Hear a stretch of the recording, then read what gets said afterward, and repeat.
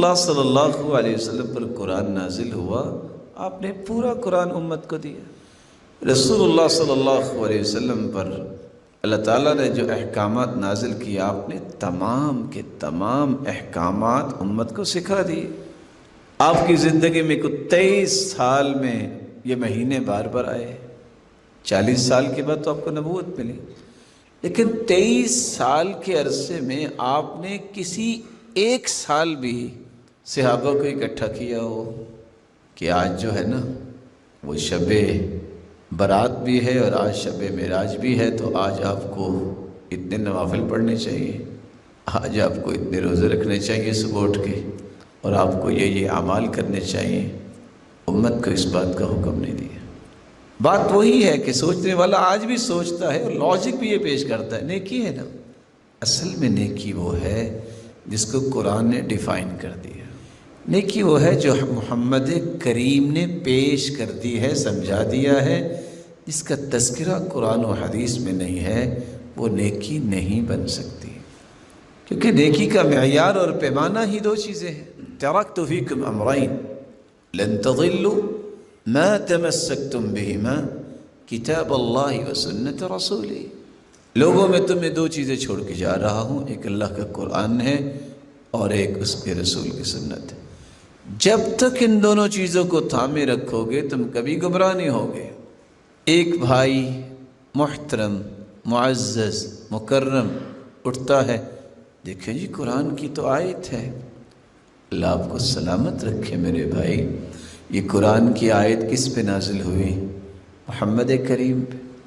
سب سے پہلے کنہوں نے سنی؟ صحابہ کرام نے۔ یہ مفہوم ان کو سمجھ آیا جو آپ سمجھ بیٹھے ہیں؟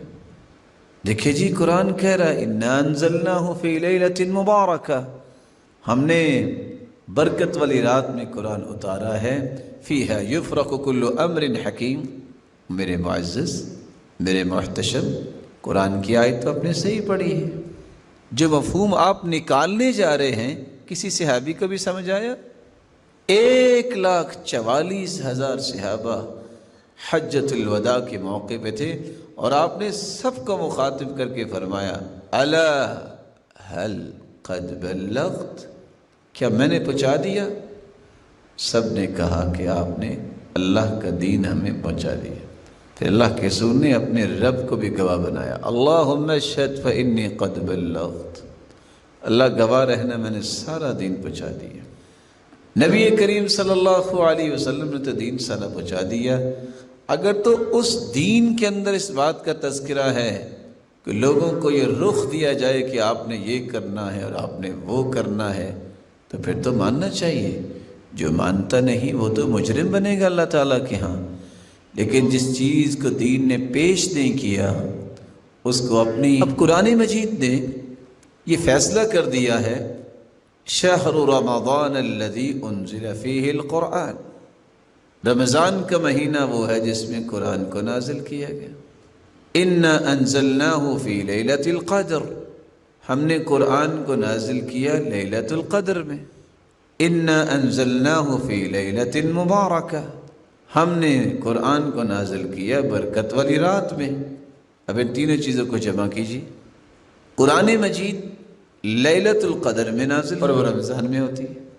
وہاں اگر یہ مفہوم نکال لیا جائے کہ آج اللہ تعالیٰ جو ہے وہ اتریں گے، نزول فرمائیں گے، اور جو جو جاگ رہا ہوا اس کو برات مل جائے گی، گناہ معاف ہو جائیں گے۔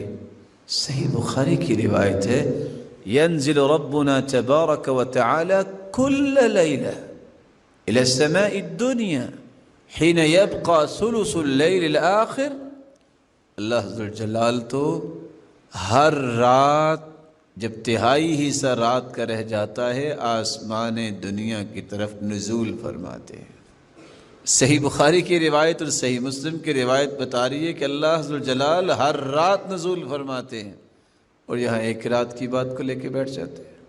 میں نے صرف اشارہ کرنا چاہا ہے، حدث ولا حرج، اس طرح کے اعمال، اس طرح کی کہانیاں، اس طرح کی من گھڑت قصے امت کے اندر عام ہو گئے، نہیں عام ہوئی تو سنت عام نہیں ہوئی۔